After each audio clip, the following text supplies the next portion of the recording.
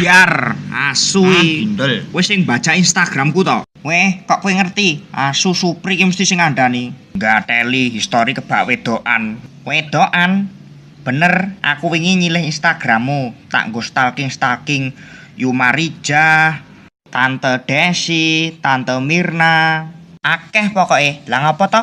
Yumarni?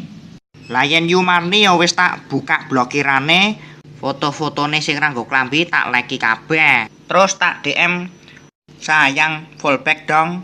Kocluk Yumarni ki mantanku, cuk. Wah, bangsat.